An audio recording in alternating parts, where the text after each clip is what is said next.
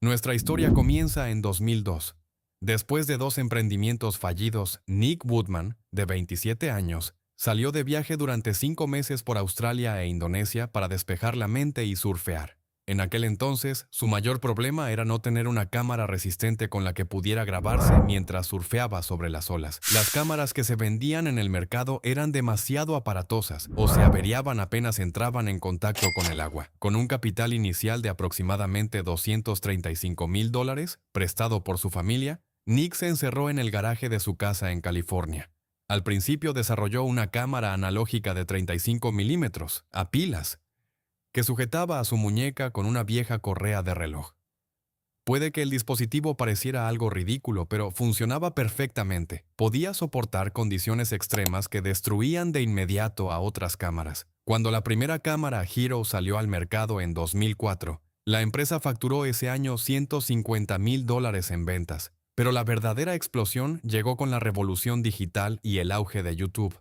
La estrategia de marketing de GoPro era un ciclo brillante. Los clientes compraban las cámaras, grababan sus aventuras más extremas y las subían a YouTube. Cada video era publicidad gratuita para GoPro. Cuando la empresa salió a bolsa en 2014, dominaba el 42% del mercado de cámaras de acción y poco después llegó a controlar el 67%. Pero la cima está justo al borde del precipicio. GoPro cayó en el error de pensar que las de acción se venderían de forma descontrolada para siempre. Sin embargo, había una amenaza silenciosa pero profunda: la revolución de los teléfonos inteligentes. En meros años de GoPro, las cámaras de los teléfonos captaban imágenes granuladas, de mala calidad, y además eran bastante frágiles. Pero con la llegada del iPhone 6 en 2014 y del Samsung Galaxy S6 en 2015, las reglas del juego cambiaron. Los teléfonos ya contaban con un extraordinario sistema de estabilización óptica de imagen, capacidad de grabar en 4K y resistencia al agua. El consumidor promedio que quería grabar montando en bicicleta ya no necesitaba pagar 400 una GoPro aparte. La cámara que necesitaba ya estaba en su bolsillo. Además, GoPro se había convertido en víctima de su propio éxito. Sus cámaras eran por naturaleza tan resistentes que un usuario que compraba una Hero 3 o una Hero 4 no sentía la necesidad de pasar un modelo nuevo incluso después de varios años. Ese hábito de renovar el dispositivo cada año, que existe en el mercado de los teléfonos, no funcionaba en el segmento de las cámaras de acción. Para aumentar las ventas, la empresa lanzó en 2015 el modelo Hero 4 Session, un tipo cúbico que funcionaba con un solo botón, pero intentaron venderlo al mismo precio que su modelo insignia, a menos que $399. Los consumidores no quisieron pagar lo mismo por un dispositivo. GoPro cayó en el error de pensar que las cámaras de acción se venderían de forma descontrolada para siempre. Sin embargo, había una amenaza silenciosa pero profunda: la revolución de los teléfonos inteligentes. En los primeros años de GoPro, las cámaras de los teléfonos captaban imágenes granuladas, de mala calidad y además eran bastante frágiles. Pero con la llegada del iPhone 6 en 2014 y del Samsung Galaxy S6 en 2015, las reglas del juego cambiaron. Los teléfonos ya contaban con un extraordinario sistema de estabilización óptica de imagen, capacidad de grabar video en 4K y resistencia al agua. El consumidor promedio que quería grabar a su hijo montando en bicicleta ya no necesitaba pagar $400 por una GoPro aparte. La cámara que necesitaba ya estaba en su bolsillo. Además, GoPro se había convertido en víctima de su propio éxito. Sus cámaras eran por naturaleza tan resistentes que un usuario que compraba una Hero 3 o una Hero 4 no sentía la necesidad de pasarse a un modelo nuevo incluso después de varios años. Ese hábito de renovar el dispositivo cada año, que existe en el mercado de los teléfonos, no funcionaba en el segmento de las cámaras de acción. Para aumentar las ventas, la empresa lanzó en 2015 el modelo Hero 4 Session, un dispositivo cúbico que funcionaba con un solo botón, pero intentaron venderlo al mismo precio que su modelo insignia, nada menos que $399. Los consumidores no quisieron pagar lo mismo por un dispositivo con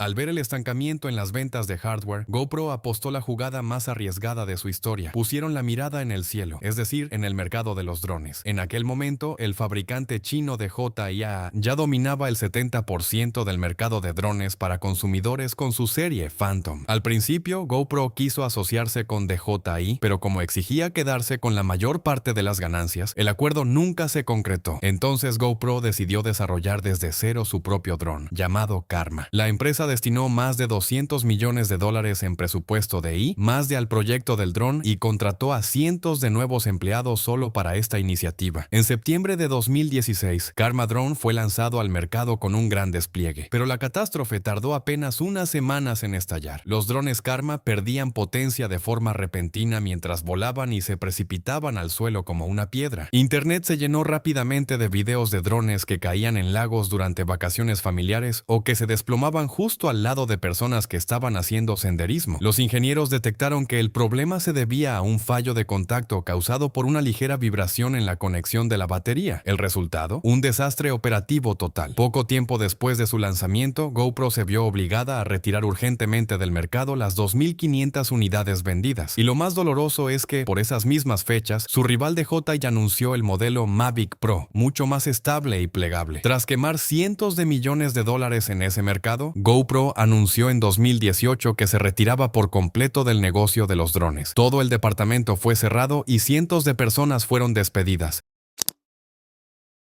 Otro error multimillonario de GoPro fue dejarse llevar por el sueño de construir un imperio mediático y olvidar que, en esencia, eran una empresa de hardware. El CEO, Nick Woodman, se propuso crear una plataforma compuesta por videos subidos por los usuarios, capaz de competir con Netflix o Red Bull TV. Para ello, incorporaron ejecutivos de alto nivel procedentes de HBO y Hulu, y produjeron documentales y programas. Pero había una realidad incómoda. A la gente podía gustarle ver en Instagram un video de 30 segundos de alguien saltando desde un precipicio, pero nadie quería sentarse a ver un documental de GoPro de 30 minutos. Además, a los anunciantes no les interesaba colocar sus productos en el video de un hombre montando en bicicleta a toda velocidad. Como resultado, aquella gigantesca apuesta mediática nunca logró ser rentable y, tras generar pérdidas de cientos de millones de dólares, fue cerrada por completo. Mientras GoPro vivía en su mundo de fantasía, sus competidores no se quedaron quietos. DJI Pro no solo empezó a golpear a GoPro en el mercado de los drones, sino también en el de las cámaras de acción con su serie de DJI Action, y además lo hizo con una mejor batería y a la mitad de precio. Por otro lado, Insta360 revolucionó el mercado con cámaras capaces de grabar en 360 grados y funciones innovadoras basadas en inteligencia artificial, como el palo selfie invisible. GoPro, que en otro tiempo había sido una empresa innovadora, se había convertido ya en una compañía lenta y heredada, dedicada únicamente a defender su trono. Como además recortaron de forma considerable su presupuesto de I+D, quedaron todavía más rezagados en la carrera tecnológica.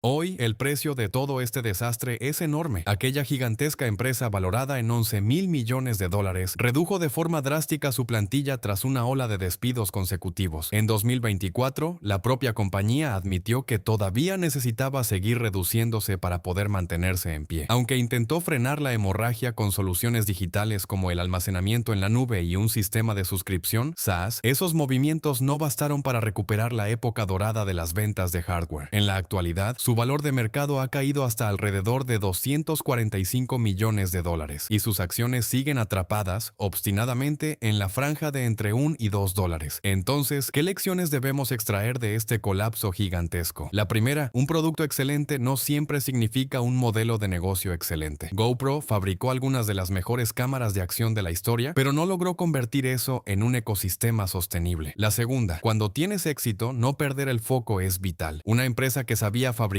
cámaras muy bien, dejó desprotegida su fortaleza principal al intentar producir drones, construir un imperio mediático o convertirse en un gigante del software. Y por último, el momento más peligroso en el mundo de los negocios no es cuando fracasas, sino cuando ganas demasiado y empiezas a creer que eres invencible. Por ahora, la batería de GoPro sigue parpadeando en rojo. Si en el futuro logrará o no un milagro de salvación, eso lo veremos entre todos. Si te interesan este tipo de increíbles historias de ascensos y caídas caídas de gigantes tecnológicos. No olvides dar like al video y suscribirte al canal. ¿Qué opinas tú sobre GoPro? ¿Crees que todavía existe una jugada capaz de salvar a la empresa? Te leo en los comentarios. Hasta la próxima.